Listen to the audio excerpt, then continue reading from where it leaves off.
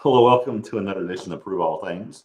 I want to thank everybody who's joining us today, whether you're watching on YouTube, Facebook, Twitter, or on the CGI Digital Network app, whether that's on your phone, television, or if you are watching this recorded, which is most of you. We thank you for joining us. I'm joined with co-host Mike James. How you doing, Mike? Hey, Jeff, doing well. Good to see you this morning. Or morning for me. I think it's a little afternoon for you there. It is a little afternoon, and just had to readjust this morning, which sometimes we have to do. My computer in the studio was not keeping a charge for some reason because I use my laptop, and I'll figure that out later. But when you get like 15 minutes before you got to start, you don't have time for that. So. Yeah, we have technical difficulties from time to time. This is a new one, right? Yeah, it's a new one, but again, I'm fortunate to have this other computer that is upstairs. If my wife finds out I can do it in here, she may want to redo the studio downstairs. So don't tell anybody. All right, so how you been doing? I've been doing okay. We're getting that hot California weather right now. I'm between LA and the desert out here, right in the middle, basically, and we're hitting 100-degree temperatures each day, most of last week and into this week and a little bit of next week. They're predicting. So just trying to deal with that hot weather in the daytime. Also had my hot water heater went out, so I got to get that put in today. So it's the cold shower's okay at this time of the year. Really, all you need to do is just set the water outside in a bucket, I guess. Yeah, that definitely. You probably are right on that, Jeff. I could probably do that. Yeah, because that should be plenty warm. I know because we have a hot tub, and the hot tub's usually at 105. So I think 100 would probably be pretty good for getting clean. Yeah. All right. Yeah. So then it's good to be back with everyone today. You have anything you want to announce before we move on here? We're compiling a list of ladies who are interested in an online meeting together just to discuss various topical issues, whether family related, the Bible, current events. So if there are any women out there that might be interested in this, please shoot me an email and I'll get you added to the list. And those who are already sent me an email, I will shortly be sending you an update on information in regards to that. All right. So that is that just going to be women only online getting together? Yeah, just the ladies. We had not taking over the church or anything, right? No, nothing like that. It's just for women. Younger women too. Late teens. You're welcome to get involved in this also. No issues there. So just shoot me an email and I'll be providing further details very soon. All right, wonderful. All right, well, we have a women's meeting, but I guess we'll bring on a man here to join us. A man's man. Yeah. Speaking of men. The man. I think that relates to, I'm not going to give it away, but that's a great segue into what we're going to be talking about today. So. Yeah, it really was. I was thinking about that. What's going on with you, Blake, since we last spoke? Yeah, hey guys. It's been good. We've been preparing for the feast for CEM and CGI's joint feast site that's been going on. And of course, we're about 80 days out, right? So things are getting real. Working on the trailer project. I don't know if we talked about this last time, but we've been working on a disaster relief trailer to go and be of assistance to the least of us, right? This disaster relief trailer to go and take care of anyone that's been a part of a a natural disaster to get together with men and women and to enable, the people of the church to go out and work with their hands and be of service to the least of us rather. And so working on that, that's about done. Working on the YEA website, which is going to be for free. It's putting together a lot of the new, I think they call them modals, which are basically online courses, and really streamlining the youth educational program to an online community. So working on a lot of different things. We got a lot of irons in the fire over here. So very good. Yeah, that trailer sounds pretty interesting. So what are you doing to put that together? Like some details. So we basically have a 16-foot long trailer with an additional 8 foot patio on the back of it. Mm-hmm.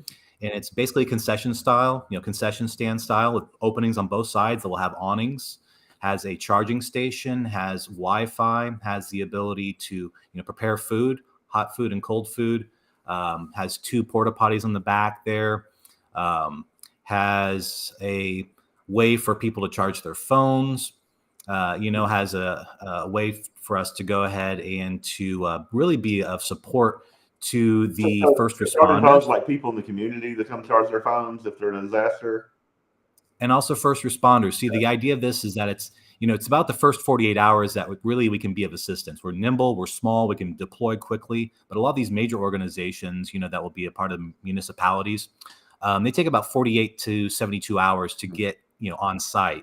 And so for the first 2.5, 3 days, people are kind of left out there in the wind. We'd have chainsaws on there. We'd have generators, really just trying to get out there and to, help out people, take care of the least of those, the least of us. So that's the idea. Well, once you get that up and running, I definitely would like to see some pictures and maybe, anything that you have once you are able to deploy. Sure. Yeah. It's going to be a lot of fun. It's really an expression of the idea that we're to be in this world, right? We're to be in action. We're to be in motion. We're to have a faith that is lived, and a lot of times I think people have historically, kind of stayed away from the world, as it were, and kind of, just kind of shied away from that. But there's a lot of value in that, I think, and not just to men, but also to women, to help out. So well, I think that's great. It's good to hear that, because I think a lot of, and I've dealt with this recently, people kind of think the Church of God doesn't do any type of charitable work for the communities and stuff, and maybe there's good reasons to think that, but I know a lot of people who do, and I'm glad to hear that we have some Church of God people who are thinking of some innovative ways to continue to help people. Sure. Yeah. And I think that's not correct. Yeah. I think that what's actually happened historically is a lot of individuals have acted on their own. Now, corporate or, local, level leadership at the church level has maybe been lacking a little bit. But it's an axe to grind for a lot of people. Oh, the church hasn't been a part of service. It's like, well, maybe it hasn't done a great job, but nonetheless, we're here in motion. Gary's asking what the range of the operations is. It's probably about 200 to 300 miles, Gary, maybe a little bit more. We're not trying to go all the way to, Florida or up to New York or anything like that, but, just local here. It's more of an idea than anything, right? It's an ability for us to go and talk to other churches as well. So, but, you can tell I'm really excited about it, and I don't want to spend a whole lot of time since we, but yeah, once it's up and going, I'll come back on and maybe we can talk about it, have an episode on the trailer. All right, itself. Good. Yeah, because today I think you're gonna let us know how to be like a man's man, how to be a biblical man. I don't know about that, something like that. Yeah. Well, over a year ago, one of my good friends, Peter, young dude, 30-ish. I think he's about 34. Stanford graduate, top 5% of his class, mechanical engineer, business owner, light of the, we'd show up to a party or to a get together, was the light of the party, very kind of kidding and very smart, obviously. About a year ago, he just decided to step off the side of a bridge, take his own life, and no note that was left, and really just has us all kind of scratching our heads. What what's going on here, what happened. And as much as I would like for Peter to be a part of a, kind of to be a rarity or to be some kind of isolated case or, an outlier, the truth of the matter is Peter's a part of a growing statistic in America, at least. And that is the statistic that right now, people that are part of his age cohort are more likely to kill themselves than ever. And that's a new thing. And there's other statistics as well. And, I've had a couple other friends who have actually committed suicide in, last 3 or 4 years. And it just has me asking this question: what is going on with young men right now? Maybe you've had this question. Maybe you guys have been wondering, what's going on? Because something feels like it's shifted over the last 10 years, maybe. Have y'all had the same experience, or am I taking crazy pills over here? No, I think just in reading and talking to my daughter, seeing how young kids are reacting today, dealing with things today, I have seen and read about an uptick in suicide, especially in the United States, the Western world, and there are different ideas as to why that is. But one of the ones that I'm seizing upon is just, along with that research in suicide, I've seen research in the decrease in Christianity, the decrease in religion, the decrease in knowing that there's something bigger than you out there. And I think if that's missing in your life, again, not all people who commit suicide are missing that. So there are other reasons, but I think that is one of the reasons for an uptick in the amount of suicide in the world. Mm-hmm. What I've noticed, and I guess it's probably this cultural shift, but it kind of starts with like media, I think, and maybe film and television, like communicating maybe in subtle ways or not so subtle ways, that being a man is something bad, or the patriarchy is bad, or these type of ideas that men can't, are somehow responsible for all the world's evils, Sure, and things like that. And I think there's like, I heard of a growing movement called like incels, which are the involuntarily celibate guys who are, I guess they have problems dating, problems meeting women, problems relating to women, and usually they get on in communities, and sometimes it could turn violent, or it turns, there's just all types of variety of that problems with I guess men learning how to be a part of society. Yeah.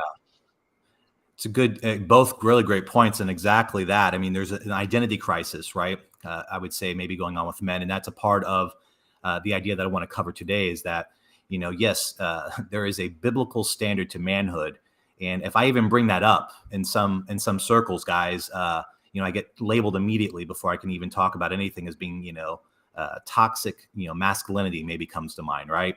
This idea that you can't talk about the virtues of being a man without having some kind of pushback. And, there's some statistics that actually point to, yes, I mean, technically, we are dealing with things that are causing to us to shift. There's been an androgenization of men and women, right? The idea that men are becoming more feminized and women are becoming more, masculine. And part of it has to do with some of the dietary things. I mean, one person put the T levels, the testosterone levels of men during biblical times at 1,500, which is compared to nowadays, it's about 300 to 400. So that's due to a lot of different things, such as plastics, parabens, kind of being more sedentary than we used to be. Sunscreen. There's all kinds of factors like that playing into it, right? What would cause men to become more prone to being, having more pronounced estrogen levels, which lends itself. You start thinking about the trans movement. You start thinking about more prevalent homosexuality. I mean, I'm not trying to connect all these things, but I'm saying that there's a confluence of different things going on here. But I mean, what you're saying is true. I mean, I guess they may not know exactly what's causing it, but there is something causing the testosterone level of men to be lower. So let me just ask, how do they get, this number for testosterone all these years ago and compare it to today? Like, what are they basing that on? Do you know? Yeah, Moses's doctor records. Moses kept very meticulous doctor records, and he had blood workup. They didn't get into that. I'm sure there's some level of checking the bone marrow. Okay. And there's ways of telling, based on bone structure, I think, even, which is interesting. But they didn't get into that, so I don't know. But you could say generally, I mean, the difference between 1,500 and 300 is pretty significant, right? Yeah, I mean, there's a lot of play in there, and really, I don't want us to hone in on that. I want to say that there's external factors, there's physical factors, there's psychological factors, like Jeff brought up. There's this idea that the zeitgeist, the spirit of this age, like you're pointing at, Mike, has kind of moved away from Christianity as a way of life. Even like you brought up in your recent article, talking about not even just those who claim to be Christian, but to what degree are they Christian, right? There might be just about 50% of Americans who believe in Christianity, right? But of those 50%, the variation of how much they really are keeping these laws, and the variation in their idea of undoubtedly believing in God is kind of a as difference as well, right? So I mean, in other words, we're really in uncharted territories with the degree of the drop off and a belief in God, a belief in also in Christianity, right? And there are examples in Scripture that really hone in on what it is to be a man, I feel. And, I think there are a couple, there's been this itch in my mind over the last couple of years, even before Peter's death, about what is going on with young dudes. Because I have a bunch of young guys in my life that, they sit around, my brother, I have some nephews who, they are, they play video games, they're good looking guys, right? They're muscular, they got a full head of hair, right? I mean, they're intelligent, but yeah, they don't date. And it's so, and also I saw this other thing that said that young men they don't want to drive. They don't want to get a driver's license. They're afraid of going out there. Some new statistic talking about that I couldn't wait to get my driver's license when I was, 15, right? I had a hardship license. I was ready to get out there. There's just been this shift of, what's been going on lately for young men. And I think these are all related.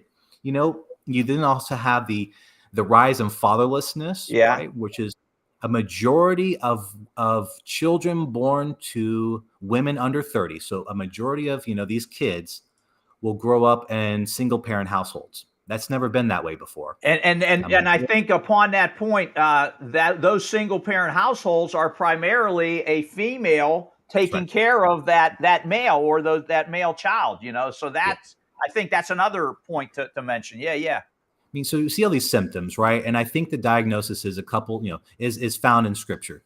We're Christians, and I was, two men who've really scratched this itch for me. One is Dr. Jordan Peterson, as of late. This is the clean your room guy, right? And he basically was pretty shocked whenever he started these biblical lecture series. He would rent out a hall, and he would have all, basically a 3-hour message lecture on, wisdom that's found in the Old Testament. And he was blown away by how many young dudes were in the audience, right? Young men spending, $75, $85 a pop to come listen to some guy, talk about the Bible for 3 hours. And in that Bible talk, he would tell them, hey, look, you young men, you're not what you could be. You could be a lot more. You're not, there's something that you're missing. And there's a reason why that women aren't responding to your advances, right? Because they don't feel like you are all you could be and all put together. So, what would he tell them to do? He'd say, hey, look, start with something you can actually do. Go and clean your room, go take some chaos, right? Make it order.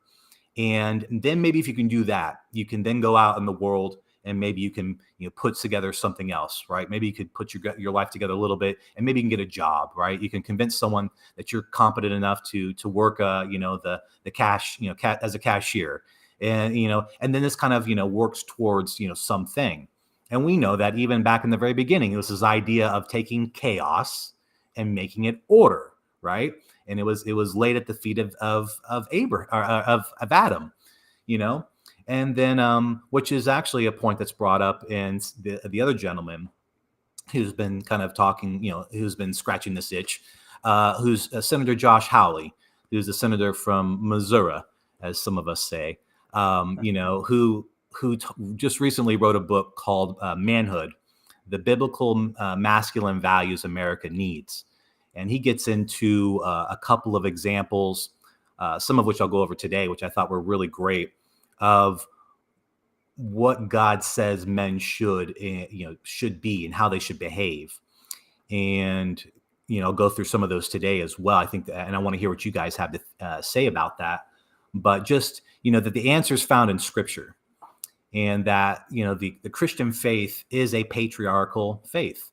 It has this idea at the center of it that men are to be the head of the household, and that there are responsibilities that are that are tied to those responsibilities, right? There's things that are expected.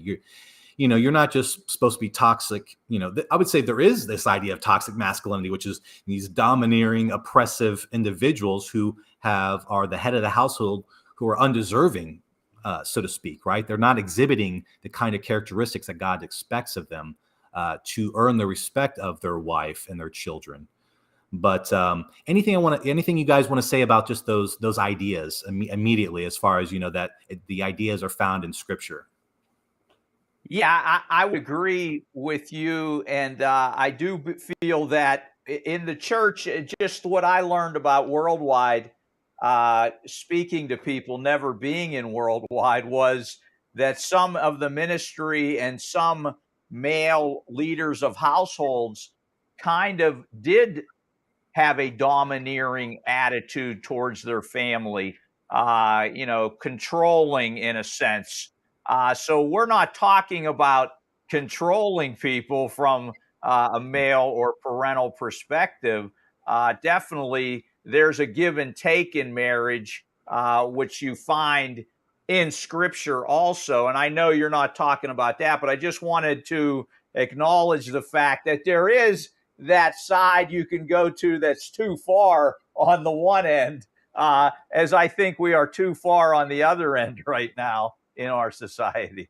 Yeah, so I'm happy you brought that up, because I wanted to give a disclaimer that I didn't put out, which is, look, am I wanting to repeal Title IX? Am I talking about taking away women's rights to vote? No. I'm saying that we've been having a disproportionate conversation about femininity that we have not been having about masculinity, and especially how it relates to what it is today.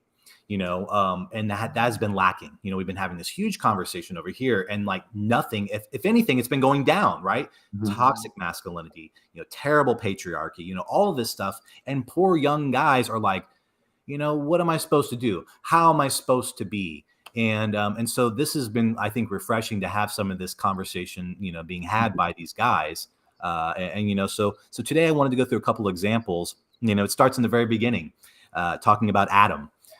You can find that in Genesis 2:5, that it says, "Now no shrub of the field had yet appeared on the earth, and no plant of the field had yet sprouted. For the Lord God had not sent rain upon the earth, and there was no man to cultivate the ground." So there's this idea in the very beginning right there that, the earth wasn't being cultivated. It was there, right? It was about to be, have the arrival of Adam. And then, God creates Adam, and we find that in 2:15. And let's see here. I thought I had this pulled up here. Yeah. The Lord God took the man and put him in the Garden of Eden to work it and keep it. And that word there, the Hebrew word for to work and to keep, is abad and shamar. And it's also the same words that are leveled to the Levitical priesthood in relationship to the temple, right? To keep and tend to it, to be mindful of it, to protect it, to guard it, is some of the different meanings of that as well. And so from the very beginning, we give, God has created the first man. And what does he tell him to do? He says, like, look, here you are. I've created you. Your job is to go keep and tend to this thing. You're to develop it. You're to cultivate it. And I thought about this, there's something about men who are keeping and tending to things. They're building something with their life. They're doing something with their life. They feel like they're living out their deepest purpose, right? And it doesn't have to be building some crazy media empire, some, ridiculous thing, right? That's just like, a tour de force. It can be something as meager as, the janitor, leaning on his mop, looking at that beautiful floor that he's just cleaned, kind of having a sense of pride that he's taken something dirty and he's made it clean, right? He's made the world a little bit better, or the farmer, leaning on his rake, looking at those perfect, beautiful rows, right, of planting the corn, kind of wiping the sweat off his brow, looking down and just kind of admiring, the work that he's put in. God does this as well, right? With the Sabbath, he works and then he relaxes and he appreciates what he's created. And you notice these men, at least I do, these guys who have a sense of self-worth with, building something and taking care of something. I don't know if you guys have noticed the same thing, but they have this kind of sense of dignity to them that others don't. They're definitely not victims, that's for sure. Which is we have a lot of victimhood mentality right now. Definitely. I see this this male quality sometimes of a sense of focus. You get stuck on something and you can't get away from it. You keep going. You try to finish this thing off. You have this one track mind in a sense when you get onto a subject that matters to you. So I see that, not to say that women are not focused or anything like that. I'm not saying that at all. I'm just saying just me and my wife, I can see where sometimes I will get stuck on something and she said, hey, we got to do this also, or try, we got to go to this appointment or whatever it may be, where I'm stuck on something and I don't want to let go, So. Sure. Well, God makes Eve as a helpmate, right? And we hear that, we go, oh, see, like women are below men. It's like, no, there's something about if you are part of something big that you have this symbiotic relationship, this back and forth. They're here to help as well. They're tending and keeping to it as well in their own regard, right? It feels like men in some ways are meant to protect and watch the door, right? Kind of, protect the family. And then the woman's job, which is nothing, terrible to say, is to cultivate and to keep the homestead, right? To make the house a very nice place to be. I don't see anything wrong with that. I don't understand why it's something to be looked down upon. It's not saying that you have to do that, but it's something that's valuable and you could do, and your life would be great. You could find happiness in that.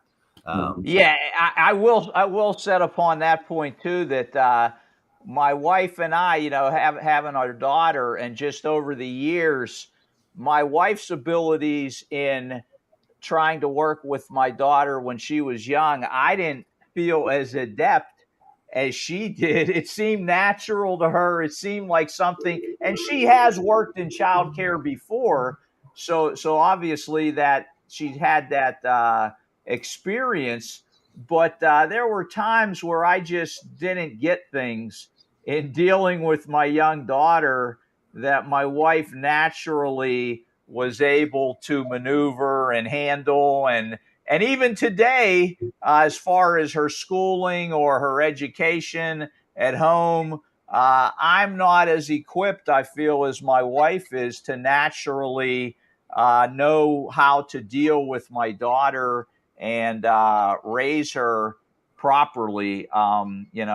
My wife could tell you a lot more than I have, but there is this division of labor at our house where my wife seems more natural at some things than I do, and vice versa. 100%. I think I've noticed that about the child rearing with definitely having coming into Connor, who was already here, and she was doing a great job with Connor, but having the foster boys with us, I know that she has that instinct for knowing what to do. So a lot of times, my instinct is probably very like a little more harsh than probably a mom's instinct for dealing with things. I don't know if he. Well, they need both, right? I mean, they really need balance. the balance for sure. And I was going to bring, because you're dealing with this and I'm dealing with this. We're both raising young men right now, Jeff. And, there is this idea for me of things that I hear are going on and school and all this. I'm not going to go down this tangent, but, it's just important, it really underlines the importance that we need to continue to exhibit a good example, right? And it's not strong and domineering. It's usually something like, doing what you don't want to do, right? And doing it with dignity, day in and day out, right? As showing them what a life that works looks like. And it's not all, it's not all rainbows or whatever, it's not all golden. It's usually a lot of hard work. But that's things that I noticed in my dad and my grandfather. I didn't say anything about it at the time, but because I didn't, I just thought everyone was that way. And then you start to look around and you start to see, there's a lot of victims and a lot of, people nowadays that will make excuses. When I knew these men, I knew they had all kinds of issues, physical issues, and they never made an excuse. Usually it was, the wife, my grandmother and my mom, telling them, you need to you need to act your age and, you need to kind of take care of yourself and all that. But let's move on to the next example. The next example would be Moses. Actually, before I move on, I really wanted to point out this. There's this really cool thing about Scripture. If you relate it to other faiths and other religions, that the Scriptures are accounts of men primarily, of not just perfect men who were, fallible, men who had struggles, right? Men who had things that they did not necessarily, weren't perfect. And that's what's unique about the Bible for me. A lot of the other religions will tell you about how perfect their characters are, the perfectness of their God, right? But we have the story and the account of these individuals who had strengths, they had weaknesses, and which is really great because you can see yourself in these stories, right? You can say, I relate to that. I can see when I do that thing. And then we see the consequences of it. Of Adam, and when Adam, is talked about, Howley makes this point that, because he abdicated his responsibility to tend and to keep to the garden, that he lets a snake in, that a snake gets in. I don't necessarily know if you can prove that based on Scripture, but it's an interesting point nonetheless, right? It does underscore that, something went wrong here, right? Somehow the snake got in here. And now, maybe you could lay it at the feet of Adam that he was told to keep, to guard, to protect this garden. So, now we have this snake in here. And when you don't do that, we have dire consequences. And some would say we have all felt the repercussions of that failing, that, he didn't take his responsibility, serious. But, just wanted to bring that up because we'll kind of talk about the strengths of these individuals, and then also how did they fall down? How did they not live up to what they were supposed to? Blake, excuse me. I've never really put it in that way about how the Bible shows vulnerable men and shows their weaknesses, and when I think about it, how I know we relate probably a lot to Paul. We read the Apostle Paul. He wrote most of the New Testament. When I read of he talks about his weaknesses, or talks about sin and how we deal with sin and those type of things. It's like you understand. Yeah. You can definitely understand what he's trying to explain to us because we kind of live that, as opposed to Greek mythology or things like that. Yeah. There's no reality in those things. Yeah, it's Paul for sure. All the things I know to do, I don't do, right? And this is we see ourselves, and then also you just go through one at a time here, and you'll see with each of these, there's things that they're dealing with, and hopefully we can see ourselves in them. I think that's what, when they overcome too, right? Now there's story of cautionary tales as well, right? Where these individuals are just terrible, seeing King Ahab, right? I mean, you have individuals in the Scripture that there's not too much redeeming. Mhm. Even in King Ahab's case, we have him repenting, right? Oh, would you look at that? God says Ahab, this terrible king, is repenting, but Moses, we could start off with that. He was a brave guy. He was brave, even though I think it said, and I didn't put the scripture down here, but I believe I'll just read it to you because I don't have it with me. It says, "Come now," and this is God to Moses. "Come now, therefore, and I will send you to Pharaoh, that you may bring my people, the children of Israel, out of Egypt." But Moses said to God, "Who am I that I should go to Pharaoh, and that I should bring the children of Israel out of Egypt?" So he said, "I will certainly be with you, and this shall be a sign to you that I have sent you. When you have brought the people of Egypt out of Egypt, you shall serve God on this mountain." Then Moses said to God, "Indeed." So we have this idea that Moses was brave, right? So that we should men should be brave.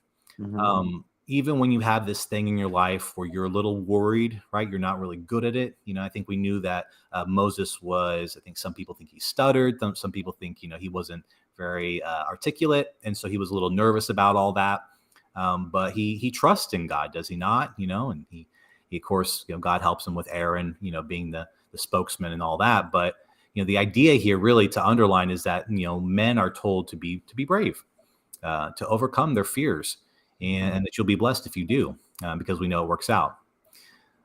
We could say there was a failing of Moses to be level-headed when he kills the Egyptian soldier, right? He kind of takes matters into his hands, and he kind of leaps before he looks, and then he's on the run for his life. I think in some of that is kind of that what you mentioned, that bravery, in that maybe he kind of knew the consequences of defending, the slave by doing that. So there's some type, I mean, again, it's Oh, a yeah.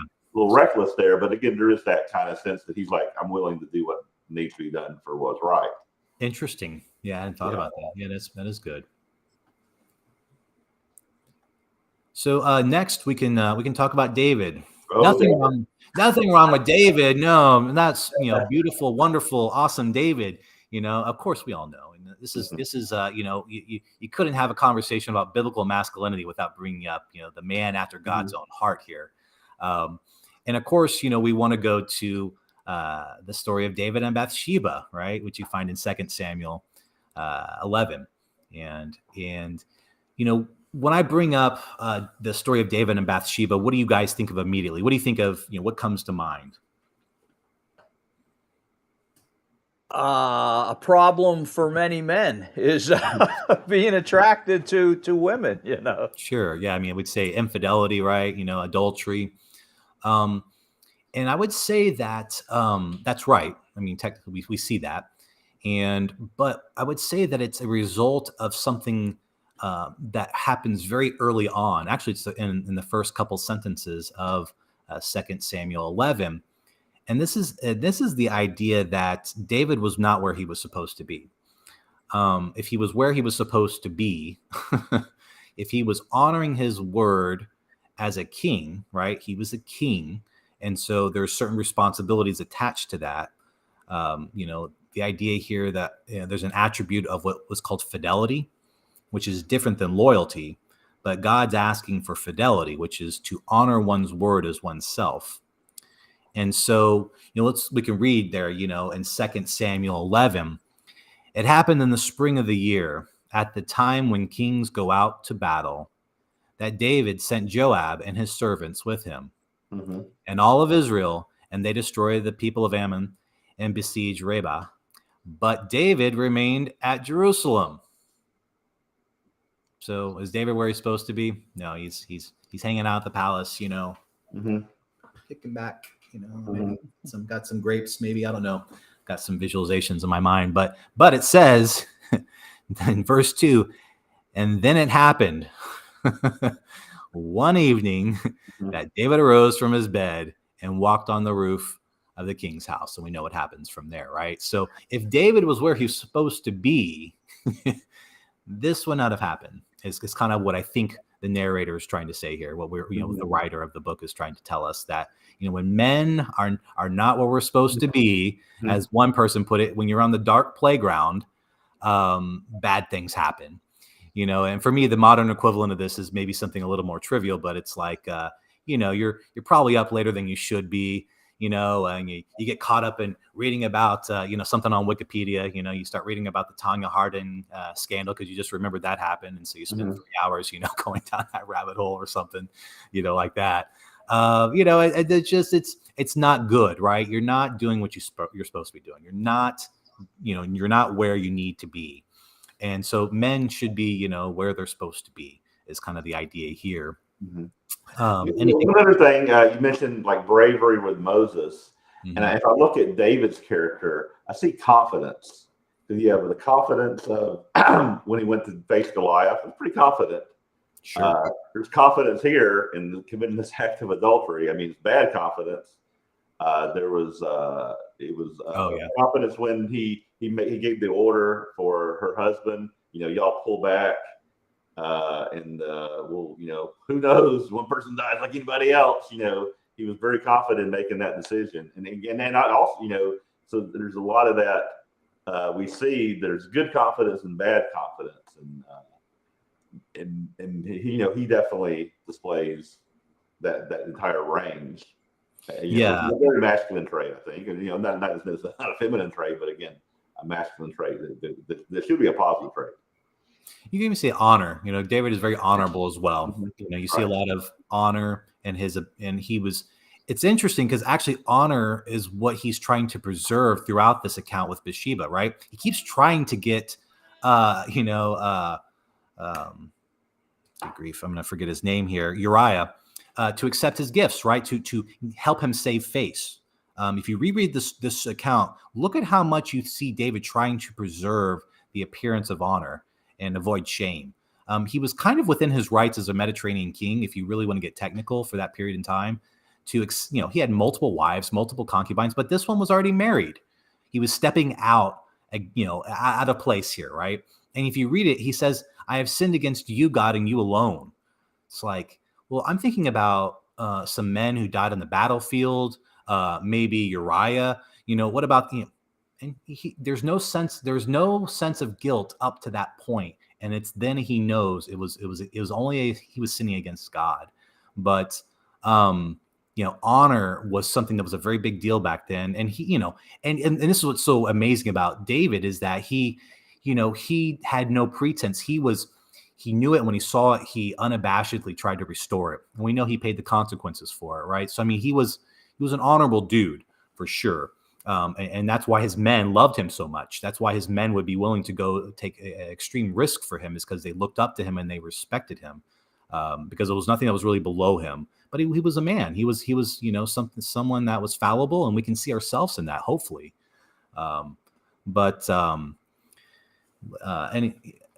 We can move on if you guys would like. There's a lot to be said about David. We could really have a whole conversation about the model of David as a man for now, but of course the perfect example of masculinity, I would say, is Jesus Christ. This idea of being a servant leader, which I know that the Church of God International highly promotes. When you go through the ministerial program, I think you require, one of the required readings is Ken Blanchard's The Servant Leader, which is a great book, by the way, but it really draws upon this, that, men in particular in ministry are to be serving. They're to be washing feet. They're to show strength. Jesus showed strength. He shows the strength of calming the storms, right? Physical strength, almost, this idea of, imposing his will. And he's, the one thing I have against some of the modern day churches is kind of this feminization maybe of Jesus, and kind of keep, I've heard the term marshmallow Jesus, this kind of soft and kind, and he is all those things, but he's also stern. He's the guy who also fashioned a weapon to whip out all of the the money exchangers out of the temple, right? This is not marshmallow Jesus. And he also tells someone to hang a millstone around his neck and jump off the side of a bridge if he hurts one of these little ones. You get mob boss Jesus all of a sudden. This is not soft language from the Messiah. Yeah, I bet his testosterone would test pretty perfect. What? His testosterone would test pretty high. I think so. Yeah. Yeah, was definitely a dude. So confident. Of course, we know this because he's just he knows who he is, and there's that centeredness to him wherever he goes. Of course, you wouldn't expect anything different. This idea that come what may, whatever persecutions you shall overcome. There's that real strength, that deep-seated strength you find in Jesus throughout many accounts. There was. This idea about hanging the millstone around your neck, made me think of this movie, The Sound of Freedom, by the way, which is all connected, by the way. Sex trafficking and all this stuff, is related to pornography. Pornography could be, related to weak men who view these things, right? Commit adultery. This is an industry that's fed by the pornography industry as well. They're all connected. You see these things that are on the uptick. I was just really shocked and blown away by. You know what? I think that may be probably one of the major reasons for the incel is that they have this false, because of pornography, this false image of how women should act, react, and or this fantasization that occurs. And so when they encounter real women, they've only seen this lustful presentation, and again. Pornography back like years ago was like, they were doing it at the, in the little theater down the road.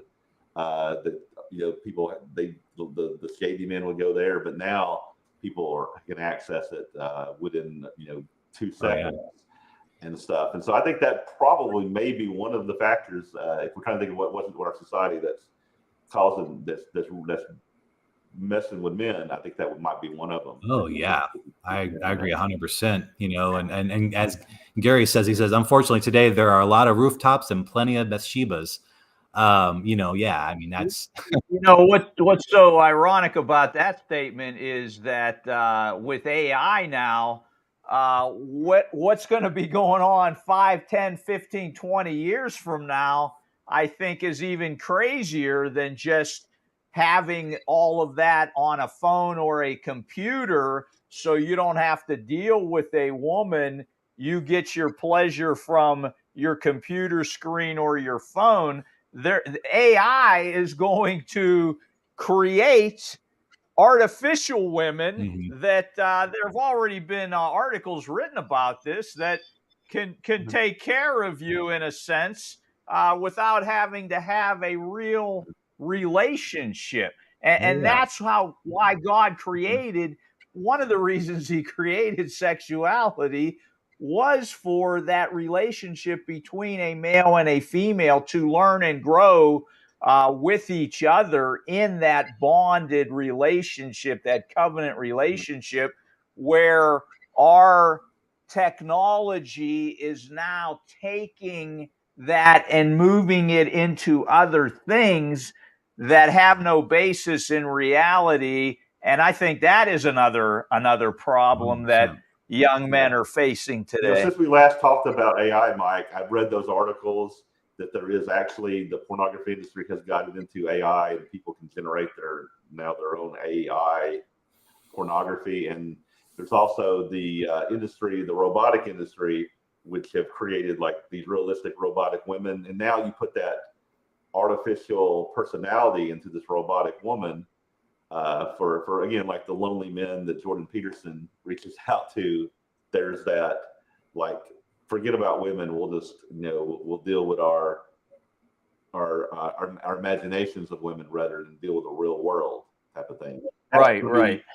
If it's not already here, within the next 10 years, going to be causing more and more. I don't think things are not going to get better as far as men in society. I think we're heading towards it getting worse. We just have to, Christians out there, listen to what Blake is saying. Teach your children, because in the church we need to maintain this standard. Sure. Yes. Stay away from pornography, folks. Stay away from those pictures that get you excited. Whether it's a girl in a bikini, don't go there, because then you're going to want more and more of that, and it's just a bad thing. Think of David looking at Bathsheba. It led to bad consequences down the road The same thing is true on the other end, folks. Look for real women to start talking to, even if it's not working out. As you practice at it, you're going to get better at talking and developing relationships with women. Sure. I'm going to say something here, and it might be a little controversial, but the energy you dispel when you use pornography is energy that God is putting you to desire, right? This idea, this desire to forestall gratification, right? That desire fuels your ability to go and seek and to look, right? To find a mate. That is energy that God is using to harness to find your partner in life. Now, if you're expelling it all the time, right, and you're not building and developing that real, if you remember back when your teenage years, right? I mean, that there's like this real compulsion to find someone to spend your life with, right? We could say. And that is a delicate system that God has created for us. And when you start messing with it, there's problems. And we start to see a lot of problems. Japan actually is now facing a population crunch because there is a record number of young men who are incels, as you brought up, Jeff. Yeah, involuntarily celibate. And these guys are voluntarily celibate, I should say. They're not incels.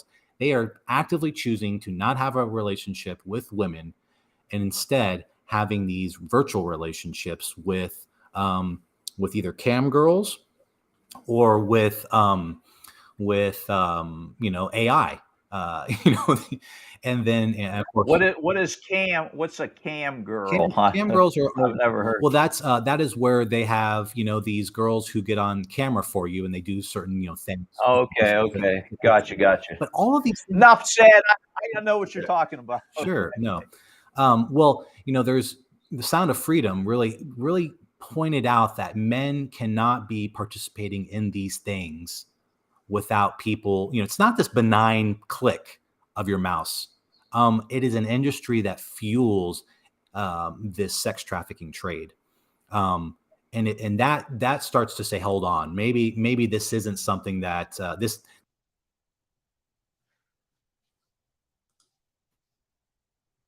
I think Blake paused for a second there. Okay, yeah, it definitely looks like a pause there on his expression. I mean, it's a good pause. It's a good image we got. Yeah. Frozen with you, Blake. But perhaps you may want to try to reconnect with us. Do you have any comments on what Blake was saying there, Mike?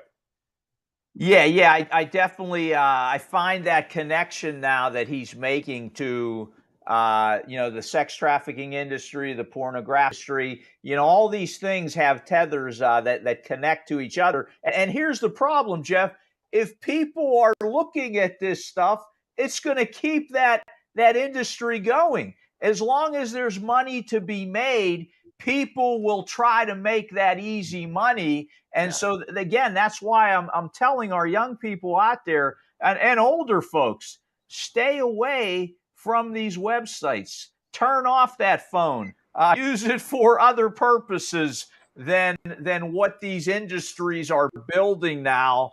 Again, even just a picture of a beautiful woman, folks, that's going to put your mind somewhere else where it doesn't need to be. I get that God's created male and females, and we can admire how handsome this guy is or how beautiful that woman is. Yeah, I get that. I'm not a prude here in that sense. Sure. But what I'm saying is that when you begin to focus on this woman who's beautiful, you're never going to have that woman. That's not going to be your wife. So let's focus on who's going to be your wife, who's someone who can become your wife, rather than some fantasy that's never going to become your wife. It's just going to take you down a dark road, folks.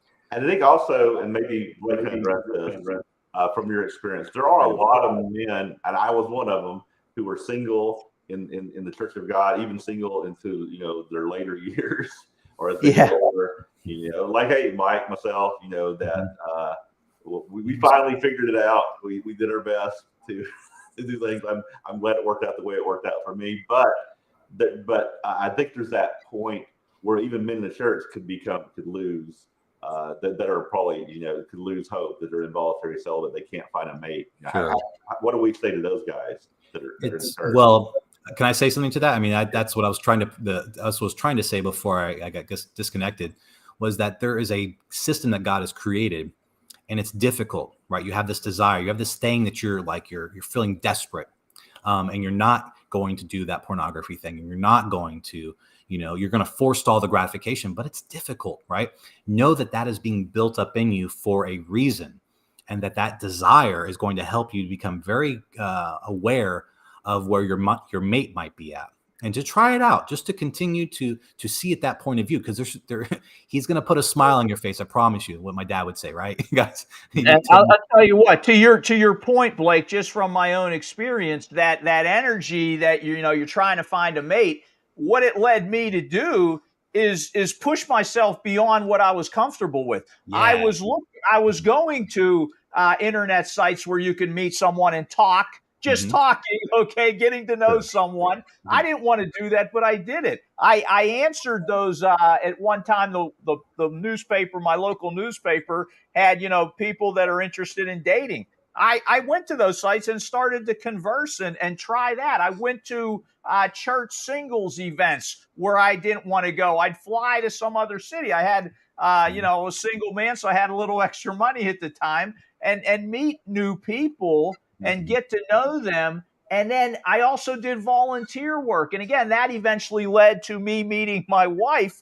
But just getting out there and putting that energy into other endeavors, all of a sudden, some things start happening. You've got to keep trying. And I felt that energy was useful for me, where God was pushing me out there to go beyond my comfort zone. And eventually it led to me meeting my wife. Yeah, I was single for many years. I was dumped once in my mid-20s. It bothered me. It hurt me. I'll admit to that.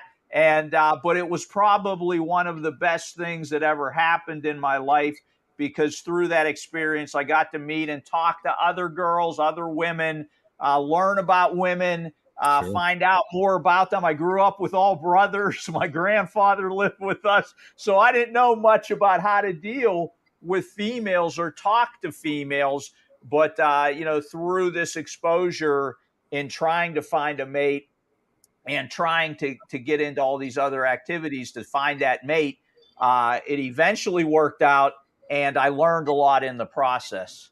Absolutely. You also get to, the idea of, this energy gets, you start to get your life in order, maybe, right? You start to say, you know what, I'm not all I could be. And and would I be attracted to me? Would I say, yeah, I want to spend the rest of my life with you? What do you do? Well, I don't have a job. I live in my mother's basement. I play video games, and, I spend way too much time on the internet. Like, yeah, yes, they should turn you down. They should reject you. Looks like. You're good. You're back. Okay. But, so there's a part of that too, Mike. I think that's all meant. So just to trust the process is what I would say to young men. Trust that it's going to work out. It'll cause you to continue to maybe working out, right? Get a little better looking, have some self-confidence, have some wherewithal. And I know we're my advice, grow a beard. Yeah. Grow a beard. I've been told, you can get a beard. But I mean, there's something to that as well, right? This idea that you are exhibiting masculine characteristics, whether it be, your facial hair, right? I mean, that's, but it's all connected. But let's go ahead and end on this, because I know that we don't have time. We're getting to the end of the show here. I would say that there's 4 characteristics, 4 virtues for men to focus on right now to combat some of the things we've seen in society, especially this counterculture thing with, the toxic masculinity. Responsibility, look for opportunities to be responsible as men. We are told to not avoid responsibility. We're supposed to shoulder it. We see it with Adam. We see it with, David. We see it with all the patriarchs in a lot of ways, that they were responsible for their community. Bravery, to exhibit bravery. This is the idea of standing up for, this day and age, saying what needs to be said to those that are there, right? Speaking truth, even if it's unpopular. And I would say, especially if it's unpopular, to be brave in those circumstances, to say how you see it when it comes up, when you see people that are saying things that are things you don't believe in, to be brave in those circumstances. You think about the words that were given to Joshua in Joshua 1:9, to be, I've told you to be courageous, right? I mean, this is this idea, and he's going to be with you wherever you go. That's supposed to encourage you. Exhibit fidelity, or to be what I would say, someone who is a man of your word. We need to see this more often. That might be connected to the idea of bravery, but to have a relationship with your word, that if you give your word to something, you're going to do it no matter what. There's this idea that I think it's in Proverbs 31, this Proverbs 31 wife, that it says that her husband is respected at the city gate, where he sits among the elders of the land. I think of men who I respect and that have my, respect by the elders, right, that we're sitting around a church. And it's usually these men who are out there doing what they said they're going to do, right? You guys are great examples of this. Men of your word, having a high fidelity, and being a leader. Lastly, to exhibit leadership, not being strong and domineering, not coming in and bossing people around, but this idea of servant leadership that we see exhibited so perfectly by Christ, that you are looking for opportunities to lead. And when people come in and they say, oh, well, I'm going to come in and I'm going to do all these things and I'm going to take over, when I see those people, I say, come in, Tiger, get after it. You know what I mean? Because we're go ahead. I'm just here to try to, forward the action and serve and wash feet. That's my focus. That kind of leadership. Don't wait for someone else, to come along and do it. Jump into action. And I'll leave you with a little story, that people, the young men are looking at us. They're looking at the men. And I'm not talking today just to the men of the church. I'm talking to the women as well, because the women also can exhibit these characteristics. This is not, but men, it's important for them to exhibit these characteristics for the things we've already talked about. But you also, the women, have young men in your life that, you should be encouraging these characteristics when you see them. You should lightly chastise them when you don't. This is important for you as well to kind of, tend to the young men, but that they are looking at us, that these young men are looking up to us. They're taking notes, at least mentally. And, I drive back from Houston to Tyler, which is about a 3.5 hour drive. And very frequently on the road, when we're doing this, probably once or twice a month, we'll come across people that are stranded. They have their hazards on, and we have a habit. Our family will pull off. We'll check on them, and we'll, 9 times out of 10, someone says, "Oh, so AAA is on its way. We got it. We appreciate it." So it's not really, there's nothing going on there. You could say even that's a value, right? There's something that's important about someone stopping and checking on you. You're like, oh, that was nice of the guy.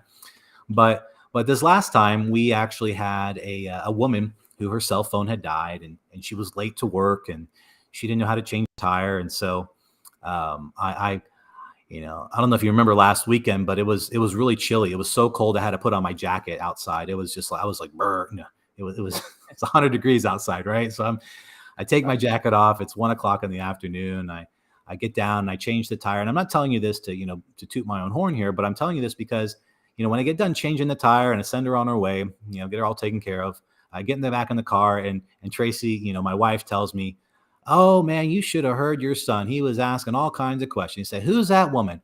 Why are we here? What's dad doing? Why is he doing that? Who, he didn't know what to make of it, And so he was watching. These young guys are looking at us. They're taking notes. And they were at the gas station the other day, and she said there was this woman with her hood up, and Jeremiah says, "Hey, Mom, we got to go over there and help her. Dad would want us to go over there and help her. We got to go over there and see what she needs." And so I guess he is taking notes. But appreciate the time, guys. I really want to say that we do need to iron sharpening iron here. We don't have all the answers. Obviously, we're all going to struggle. We're all going to fall down. To encourage one another, to encourage those young people in our lives, to continue to helpfully, humbly, and meekly show them the way. Mm-hmm. Yeah, great example of teaching. That the people are watching us and they're seeing us, especially the young ones. A lot of their ideas and their principles are created by the time they're 5 years old. So Yeah. keep that in mind, the example that we're setting for our young people. I do know that's true. I know the boys we have, I'll see things that they'll be doing and be like, is that something I do? You know, because they mimic behavior, or they see, you know, this is what a guy is supposed to do. This is the behavior, and so we have that ability to set a good example or a bad example, and you know, that good example will rub off, will work. I mean, it's the difference between, you know, probably why we are the way we are. I think my dad set a great example for me, and I appreciate, you know, what learning from him, what it was to be a man. I think it's very important, and it can't be discounted.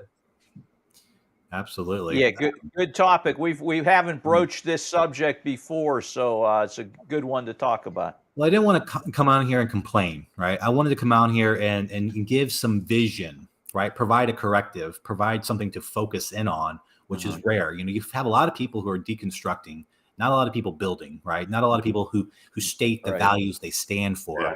These values are not outdated. They're not arbitrary. They're critical to a functioning society.